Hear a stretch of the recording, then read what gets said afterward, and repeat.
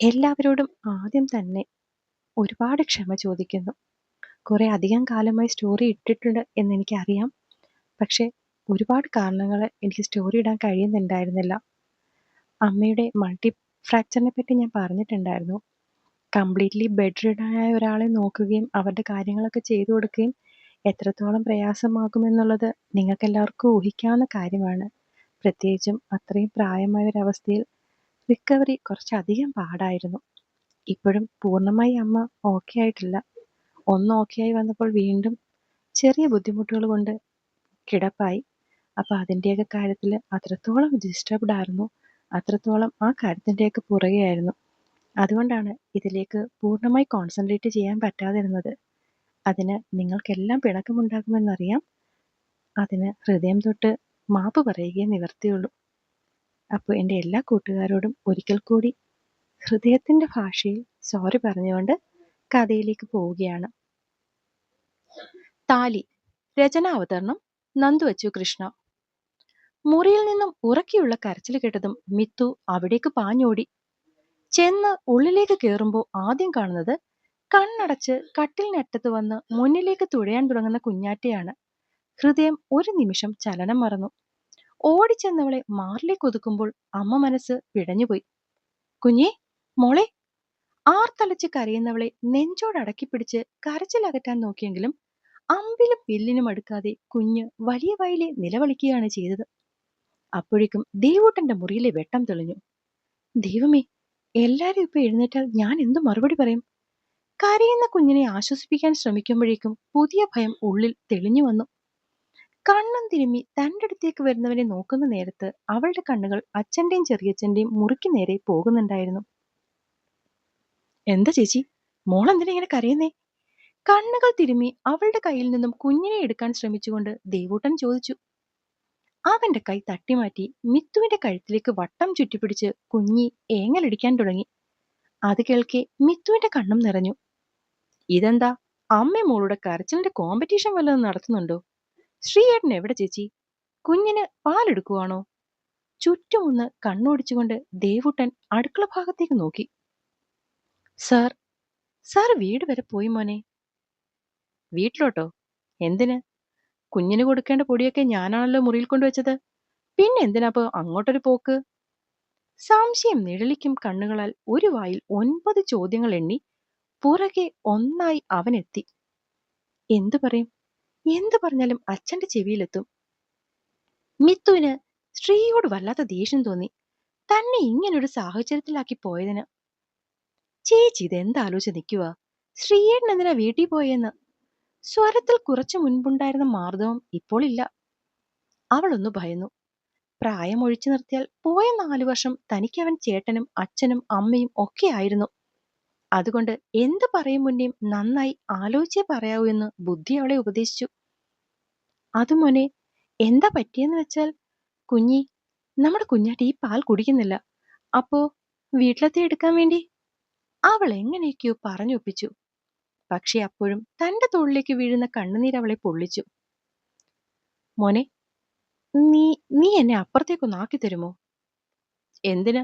ഏട്ടനിപ്പോ വരില്ലേ? വരും, എന്നാലും ഞങ്ങൾ അങ്ങോട്ട് പോകാം. ഒരു പക്ഷെ അമ്മയെ മാറിക്കിടുന്നതിന്റെ ആകും മോൾക്ക് ഇത്രയും വിഷമം. ഞാൻ എന്തായാലും ആദ്യം അമ്മയൊന്ന് വിളിക്കട്ടെ, അല്ലെങ്കിൽ ഇവളുടെ കരച്ചിലിൽ അച്ഛന്മാർ എഴുന്നേക്കും. പറഞ്ഞുകൊണ്ട് ഫോൺ എടുക്കാനായി മിത്തു മുറിയിലേക്ക് നടന്നു. അത് ശരിയാ. പക്ഷെ മരുന്ന് കഴിച്ച് കിടക്കുന്നോണ്ട് പെട്ടെന്നൊന്നും അവർ എഴുന്നേൽക്കാൻ സാധ്യതയില്ല. അതല്ലല്ലോ ഇവിടുത്തെ വിഷയം. ഡയൽ ചെയ്തുകൊണ്ട് അവൾ ദേവൂട്ടനെ നോക്കി. അല്ല, അവിടെ ശ്രീയേട്ടനില്ലേ? പിന്നെന്തിനാ സതിയാന്റിയെ ഇത്രയും രാത്രി വിളിച്ചോണ്ടേ? മിത്തു ആ ചോദ്യത്തിലൊന്ന് ഞെട്ടി. ശരിയാ, സതിയമ്മ പേടിക്കും. പക്ഷെ അതിലും വലുതാണിപ്പോൾ മോള്. കരഞ്ഞ് കരഞ്ഞ് തളർന്നായി കിടപ്പ്. അതൊന്നുമില്ല, നീ വാ. ഫോൺ ചെവിയിൽ വെച്ചുകൊണ്ട് തന്നെ അവൾ പുറത്തേക്ക് നടന്നു. ഇത്രയും രാത്രിയിൽ അവളുടെ കോളിൽ സതി ഭയന്നു. കൂടുതലൊന്നും പറയാതെ താൻ ഇവിടേക്ക് വരുന്നു, വാതിലൊന്ന് തുറക്കൂന്ന് മാത്രം പറഞ്ഞവൾ ഫോൺ കട്ട് ചെയ്തു. എന്താ ദേവി, ആരായിരുന്നു ഈ നേരത്ത്? മോളായിരുന്നു, അവൾ ഇങ്ങോട്ട് വരുന്നുവെന്ന്. ഇപ്പോഴോ? സൈഡിലിരുന്ന ഫോൺ കയ്യിലെടുത്ത് അയാൾ സമയം നോക്കി. അപ്പോഴേക്കും സതി മുറി തുറന്ന് പുറത്തേക്ക് നടന്നിരുന്നു. മുന്നിലെ വാതിൽ തുറന്നപ്പോൾ കാണുന്നത് ഏങ്ങലടിക്കുന്ന തന്റെ പ്രാണനെയാണ്. കുഞ്ഞാവേ, അത്തമ്മേ! കുഞ്ഞി വലിയ വായിൽ നിലവിളിച്ച് അവരുടെ തോളിലേക്ക് ചാഞ്ഞു കയറി. മോളെ! നീലന്റെ വിളിയിൽ മിത്തു കണ്ണുകൊണ്ട് അയാളെ വിലക്കി. മോൻ പൊക്കോടാ, രാവിലെ ട്യൂഷനുള്ളതല്ലേ, ചേച്ചി രാവിലെ അങ്ങ് വന്നേക്കാം. എത്രയും പെട്ടെന്ന് അവനെ അവിടെ നിന്നും പറഞ്ഞുവിടാൻ മിത്തു പതിവിലും അധികം ധൃതി കൂട്ടി. എന്നാൽ ദേവൂട്ടന്റെ കണ്ണുകൾ സ്റ്റെപ്പിലായിരുന്നു തിരഞ്ഞത്. അവിടെ തിരഞ്ഞതോ ശ്രീയെയും. അത് മനസ്സിലാക്കി തന്നെ മിത്തു ദേവൂട്ടനെ നിർബന്ധിച്ച് വീട്ടിലേക്ക് പറഞ്ഞുവിട്ടു. ഇതിനിടയിൽ സതി കുഞ്ഞിനെ മുറിയിലേക്ക് കൊണ്ടുപോയി പാല് കൊടുക്കാൻ തുടങ്ങിയിരുന്നു. ദേവൂട്ടൻ തന്റെ വീടിന്റെ പടി കയറും വരെ മിത്തുവും നീലനും സിറ്റൗട്ടിൽ തന്നെ നിന്നു. അവൻ അകത്തേക്ക് കയറിയെന്ന് കണ്ടതും നീലൻ അവൾക്ക് നേരെ തിരിഞ്ഞു. ശ്രീ എവിടെ മോളെ? അറിയില്ലച്ചാ, ഇങ്ങോട്ടേക്കാന്ന് പറഞ്ഞ അവിടുന്ന് വന്നത്. അകത്ത് കയറി സതിക്കരികിലേക്ക് എത്തിയതും കണ്ടു കുഞ്ഞിക്കൈയിൽ വിരലുകൾ എത്തി ഗ്ലാസ് പിടിച്ച് പാല് കുടിക്കുന്ന മോളെ. ഏങ്ങലടിക്കുന്നതിനിടയിലും പരിഭവം പറയും പോലെ ഇടയ്ക്കിടെ ചുണ്ടു പിളർത്തി സതിയെ നോക്കി എന്തൊക്കെയോ പറയുന്നുണ്ട് ആശാട്ടി. അത് കാണെ സതിയുടെ കണ്ണുകൾ നിറഞ്ഞൊഴുകി. മിത്തുവിന്റെയും. അവരെ ഒരു തരത്തിലും ബുദ്ധിമുട്ടിക്കാതെ മിത്തു സൈഡിലെ ഭിത്തിയിലേക്ക് ചാരി നിന്നു. കണ്ണുകളാൽ ആ സ്നേഹം മുഴുവനും തന്റെ ഉള്ളിലേക്ക് ആവാഹിച്ചു. ഒരമ്മ കുഞ്ഞിനെ പ്രാണനായി നോക്കുമെന്നറിയാം, അറിഞ്ഞിട്ടുമുണ്ട്. അപ്പോ അതിലും എത്രയധികമാകും പ്രാണന്റെ പ്രാണനെ നെഞ്ചിലേക്ക് അടുക്കി പിടിക്കുമ്പോൾ.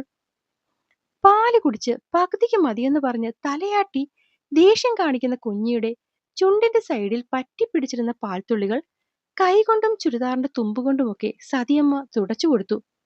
അവളുടെ മുഖത്തേക്ക് ചിതറിപ്പറക്കുന്ന മുടിയിഴകളെ കൈകൊണ്ട് കോതി ഒതുക്കി കഴിയുമ്പോഴേക്കും കുഞ്ഞാറ്റിയെ ഒരു സെക്കൻഡിലേക്ക് പോലും സതി നെഞ്ചിൽ നിന്നും അടർത്തി മാറ്റിയിരുന്നില്ല.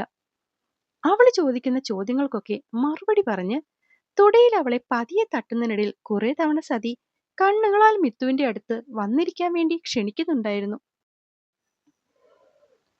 പക്ഷേ അവൾക്കെന്തോ എന്നോ പൂർണ്ണമായ ചിത്രത്തിലെ അപൂർണതയാവാൻ തോന്നിയില്ല. ഇതിനിടയിൽ നീലൻ ദേഷ്യത്തോടെ മുറിയിലേക്ക് വന്നു. സതിയും മിത്തുവും അത് കണ്ടു. കുഞ്ഞുറങ്ങാൻ പോകുന്നത് കണ്ട് നീലൻ അവരെ ശല്യം ചെയ്യാതെ സൈഡിൽ നിന്നും തലയണയും പുതപ്പുമൊക്കെ എടുത്ത് പുറത്തേക്ക് നടന്നു. പോകും വഴി മോള് അമ്മയ്ക്കൊപ്പം കിടന്നോളുമെന്ന് മാത്രം പറഞ്ഞു. അല്പനേരത്തിന് ശേഷം കുഞ്ഞുറങ്ങി. മിത്തു സതിക്കരികിലേക്ക് ചെന്നിരുന്നു. എന്നെങ്കിലും ഇത്രയും ഇഷ്ടത്തോടെ മോള് എന്നെ സ്നേഹിക്കുമായിരിക്കുമോ അമ്മേ? തീർച്ചയായും ഇതിലെ ഇഷ്ടത്തിൽ പ്രാണനെ പോലെ അവള് നിന്നെ സ്നേഹിക്കും. ഉറപ്പല്ലേ? സതി അമ്മയുടെ ഉറപ്പ്. അവളുടെ കവിളിലേക്ക് കൈ ചേർത്ത് കണ്ണൊന്ന് ചിമ്മി അടച്ചു സതി. മിത്തു ആ കൈയിലേക്ക് തന്റെ കൈയും ചേർത്ത് പിടിച്ച് കവിളിൽ അമർത്തി കണ്ണുകൾ ഈറനാക്കി. ഇങ്ങനെ കരയല്ലേ മോളെ, ഞാൻ ഒരിക്കലും മായയ്ക്ക് പകരമാവില്ലെന്ന് എനിക്കറിയാം. എന്നാലും മോൾക്ക്. സതിയുടെ വാക്കുകൾ ചിലമ്പിച്ചു. സതിയമ്മ എനിക്ക് അമ്മയോളമല്ല, അമ്മ തന്നെയാണ്. അവൾ ആ ഉള്ളം കൈയിൽ അമർത്തി ഉമ്മ വെച്ചു. മായമ്മയുടെ അഭാവത്തിൽ ചേർത്ത് നിർത്തേണ്ട കൈകൾ തന്നെ തള്ളിപ്പറഞ്ഞപ്പോൾ ആലംബമില്ലാത്തവളെ പോലെ പകച്ചു നിന്നതിൽ നിന്നും തുടങ്ങുകയായിരുന്നു തന്റെ ജീവിതത്തിന്റെ പുതിയ യാത്ര. ഒരു കുറ്റവും ചെയ്യാതെ പലപ്പോഴും മറ്റുള്ളവരുടെ മുന്നിൽ തെറ്റുകാരിയായി നിൽക്കേണ്ടി വന്നിട്ടുണ്ട്. കഴുകൻ കണ്ണുകളാൽ കൊത്തിവലിക്കപ്പെട്ടിട്ടുണ്ട്. എല്ലാരും ഒപ്പമുണ്ടായിട്ടും ആരുമില്ലാത്തവളെ പോലെ ആൾക്കൂട്ടത്തിൽ തനിയെ നിന്ന എത്രയെത്ര സന്ദർഭങ്ങളിൽ താൻ എന്റെ അമ്മയെ മിസ് ചെയ്തിട്ടുണ്ടെന്നറിയാമോ? അച്ഛനെയും ദേവൂട്ടനെയും ഒന്നും മനസ്സുകൊണ്ട് പറയുന്നതല്ല കേട്ടോ. പക്ഷെ അമ്മയോളം എന്നും അമ്മ മാത്രമേ ഉള്ളൂ. അതിന് പകരം വെക്കാൻ ആരെക്കൊണ്ടാ കഴിയുക? അങ്ങനെ ഓർത്തെടുത്ത പറഞ്ഞാൽ തീരാത്തത്ര തവണ ഞാൻ എന്നെ അനാഥയായി കണ്ട സന്ദർഭങ്ങളുണ്ട് സതിയമ്മേ. അങ്ങനെ നോക്കുമ്പോ ഒരു ജീവിതത്തിൽ അനുഭവിക്കാൻ സാധിക്കുന്ന ദുഃഖത്തിന്റെ ഏറിയ പങ്കും ഞാൻ അനുഭവിച്ചപ്പോഴൊക്കെ ഭ്രാന്തിലേക്ക് എന്നെ തള്ളിവിടാതെ താങ്ങി നിർത്തിയത് ഈ മടിത്തട്ടല്ലേ. അമ്മയെപ്പോലെയല്ലല്ലോ. അമ്മയെ തന്നെയല്ലേ എന്നും എന്നെ ഈ കൈകൾ ചേർത്ത് പിടിച്ചിട്ടുള്ളൂ. സങ്കടങ്ങൾ ഉണ്ടായാലും പ്രിയപ്പെട്ടവർക്കൊപ്പം ജീവിക്കുന്നത് തന്നെ സന്തോഷമാണെന്ന് പഠിപ്പിച്ചു തന്നത് സതിയമ്മയാണ്. ജീവിതത്തിൽ ശരികൾ മാത്രമല്ല, തെറ്റുകൾ ചെയ്യുന്നതും സ്വാഭാവികമാണെന്ന് പറഞ്ഞു തന്നിടത്തു നിന്നല്ലേ ഞാൻ എന്നെ തിരുത്തി തുടങ്ങിയത്. മുന്നിലെ തെറ്റ് തിരിച്ചറിയുന്ന നിമിഷം അത് തിരുത്തലുകളാണ് ഏറ്റവും വലിയ ശരിയെന്ന് ജീവിതം കൊണ്ട് കാണിച്ചു കൊടുക്കാൻ ഉപദേശിച്ചു തന്ന നിമിഷങ്ങളിൽ നിന്നാണ് ശരിക്കും പറഞ്ഞാൽ ഞാൻ ഇന്നത്തെ ഞാനായത്, അല്ലേ? തളർന്നു തോന്നിയപ്പോഴൊക്കെയും താങ്ങായി എന്റെ മായമെ പോലെ എന്നെ പിടിച്ചു നിർത്തിയ സതിയമ്മയല്ലേ എനിക്കെല്ലാം. എന്റെ അമ്മ പുഞ്ചിരിയോടെയാണ് നിറയുന്നതെങ്കിലും കണ്ണുകൾ നിറഞ്ഞൊഴുകുന്നുണ്ടായിരുന്നു. കുഞ്ഞിക്കൊപ്പം അവളും ആ മടിത്തട്ടിന്റെ ചൂടിൽ ഒന്ന് അമർന്നു കിടന്നു. അപ്പോ ഞാൻ പറഞ്ഞുകൊണ്ടാണോ നീ ഈ കല്യാണത്തിന് സമ്മതിച്ചത്? മിത്തു അവരെ തല ഉയർത്തി നോക്കി. പറയ് മോളെ, മറുത്തൊരു വാക്കുപോലും എന്നോടോ സന്തോഷിനോടോ പറയാതെ നീ ശ്രീയെ കല്യാണം കഴിച്ചത് ഞാൻ പറഞ്ഞതുകൊണ്ട് മാത്രമാണോ? താൻ എന്തെങ്കിലും തെറ്റ് ചെയ്തു എന്നുള്ള ഭാവമായിരുന്നു അവരുടെ ആ ശബ്ദത്തിൽ.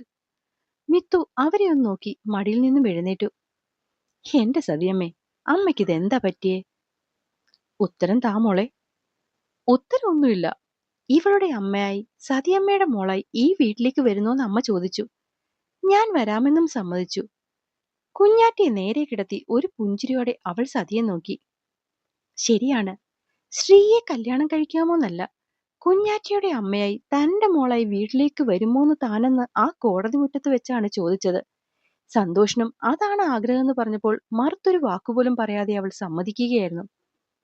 അപ്പോ ശ്രീ? സതി അവളെ നോക്കി. ഉറക്കം വരുന്നു സതിയമ്മേ, ഞാൻ ഉറങ്ങിക്കോട്ടെ. തന്റെ ചോദ്യത്തിൽ നിന്നുള്ള രക്ഷപ്പെടലാണ് ഈ ഉറക്കം എന്നറിഞ്ഞുകൊണ്ട് തന്നെ സതിയമ്മ തലയാട്ടി. ഇരുട്ട് പരന്ന മുറിയിൽ പെട്ടെന്ന് സീറോ വാട്ടിന്റെ വെട്ടം തെളിഞ്ഞു. കുഞ്ഞിക്ക് ഇരുട്ട് പേടിയാണ്, തനിക്കും. കണ്ണടച്ച് സൈഡിൽ കിടക്കുന്ന അമ്മയിലേക്കും മുകളിലേക്കും കണ്ണുകൾ പോയി. ഒഴുകിയിറങ്ങിയ കണ്ണുകൾ തുറക്കുമ്പോൾ കാഴ്ച മങ്ങുന്നുണ്ടായിരുന്നെങ്കിലും ഓർമ്മകൾ മിഴിവോടെ തന്നെ മുന്നിൽ വന്ന് നിൽക്കുന്നുണ്ടായിരുന്നു. ഡിവോഴ്സായി വിധി വന്ന് പുറത്തേക്കിറങ്ങുമ്പോൾ ആർജിച്ചു വെച്ചിരുന്ന ധൈര്യമൊക്കെ കാറ്റിനോടൊപ്പം ഇലച്ചീന്ത തട്ടി എങ്ങോട്ടോ പറന്നുപോയിരുന്നു. ഡിവോഴ്സ് കിട്ടിയെന്ന് ഫോൺ ചെയ്തു പറഞ്ഞ് കോടതി വളപ്പിനുള്ളിലെ കാറിലേക്ക് നടക്കുന്ന അപ്പുവേട്ടനെ കണ്ടപ്പോൾ ഒന്നിനു വേണ്ടിയും കരയില്ലെന്ന് വാശി പിടിച്ചിരുന്ന കണ്ണുകളാണ് ആദ്യം ചതിച്ചത്. അപ്പൂപ്പൻ താടി പോലെ ശരീരം മനസ്സിന്റെ കടിഞ്ഞാൻ നഷ്ടപ്പെടുത്തിയെന്നറിയാൻ പിന്നെയും നേരമെടുത്തു. മുഖത്ത് വീണ ഏതോ വെള്ളത്തുള്ളിലാണ് പ്രജ്ഞ തിരിച്ചു കിട്ടിയത്. മുന്നിൽ കരച്ചിലടക്കാൻ സാധിക്കാതെ നിൽക്കുന്ന സതിയമ്മയും ഭയം കണ്ണിൽ പടർന്നു തന്നെ നോക്കുന്ന അച്ഛനും നിവിക്കൊപ്പം രൂക്ഷമായി തന്നെ നോക്കുന്ന ഒരു ജോഡി കണ്ണുകളുമാണ് തന്നെ കൂടുതലും ഭയപ്പെടുത്തിയത്. അമ്മയുടെ കയ്യിൽ താങ്ങി എഴുന്നേൽക്കുമ്പോഴും തന്നെ സൈഡിലെ ബെഞ്ചിൽ പിടിച്ചെത്തിയിരുന്നു. ഞെട്ടിക്കൊണ്ട് അവിടേക്ക് നോക്കും മുന്നേ കൺമുന്നിലേക്ക് നാരങ്ങ വെള്ളത്തിന്റെ ഒരു ഗ്ലാസ് നീണ്ടുവന്നു. ശ്വാസമെടുക്കാൻ പാടുപെടുന്നവനെ കാണെ കുറ്റബോധം തോന്നി. കുടിക്ക്. വേണ്ട. നിന്നോട് വേണമോന്നല്ല ദേവാ ചോദിച്ചത്, മര്യാദയ്ക്ക് കുടിക്കടി. സൈഡിൽ നിന്ന വക്കീലന്മാരും ആൾക്കാരുമൊക്കെ ആ ഒരൊറ്റ അലറലിൽ ഞെട്ടിപ്പോയി. കൂടുതലൊന്നും കേൾക്കാൻ ശക്തിയില്ലാതെ എങ്ങനെയൊക്കെയോ അത് വാങ്ങി കുടിച്ചു. പകുതിയും കയ്യിൽ നിന്ന് തുളുമ്പി. പാവം അമ്മ അടുത്തു വന്നിരുന്ന് ദേഹത്ത് വീണതൊക്കെ തുടച്ചു തന്നു. മോള് നിലത്തേക്ക് വീണപ്പോ ഞങ്ങളൊക്കെ ശരിക്കും പേടിച്ചുപോയി. ശ്രീകുട്ടൻ പാഞ്ഞു പോയാ അത് വാങ്ങിക്കൊണ്ട് വന്നത്. തിരിച്ചു നൽകിയ ഗ്ലാസുമായി പുറത്തേക്ക് പോകുന്ന സാറിനെയും നിവിയേട്ടനെയും നോക്കിയാണ് അമ്മ അത്രയും പറഞ്ഞത്. സാർ എപ്പോ വന്നു? അവനും നിവിയും രാവിലെ മുതൽ ഇവിടെ ഉണ്ടായിരുന്നു. പിന്നെയും എന്തൊക്കെയോ വക്കീൽ പണികൾ ബാക്കി ഉണ്ടായിരുന്നത് കൊണ്ട് തന്നെ അവിടെ നിൽക്കേണ്ടി വന്നു. അതിനിടയിൽ അപ്പുവേട്ടനെ പലതവണ കണ്ടു. എത്ര വേണ്ടെന്ന് വെച്ചിട്ടും കണ്ണുകൾ അവന് പിറകെ പോയി. സന്തോഷമാണവിടെ, കുറ്റം പറയാനും പറ്റില്ലല്ലോ. നോട്ടം പിന്നെയും അങ്ങനെയൊക്കെയോ സൈഡിൽ നിൽക്കുന്ന ശ്രീയിലേക്ക് പോകുന്നുണ്ടായിരുന്നു. കണ്ണുനീർ ഒഴുക്കാൻ തുടങ്ങിയപ്പോഴൊക്കെ ആ കണ്ണുകൾ തന്നെ തേടി വന്നു. സതിയമ്മ ആ നേരമൊക്കെ ധൈര്യം പകർന്ന് തന്നെ നെഞ്ചോട് ചേർത്ത് പിടിച്ചിരുന്നു. ഇടയ്ക്കെപ്പോഴോ ഏങ്ങലടി മാത്രമായ നേരത്തെപ്പോഴോ ആണ് അമ്മ തന്നെ ഇവിടേക്ക് ക്ഷണിച്ചത്. അത് പക്ഷേ മകന്റെ ഭാര്യയായിട്ടിരുന്നില്ല, മറിച്ച് കുഞ്ഞാറ്റയുടെ അമ്മയായി അമ്മയുടെ മോളായിട്ടായിരുന്നു ആ ക്ഷണം. അപ്പോ കാണാവേ. എല്ലാരോടും ഒരുപാട് ഇഷ്ടം. അടുത്ത പാട്ടിൽ വേഗം തന്നെ വരുമേ. നന്ദി.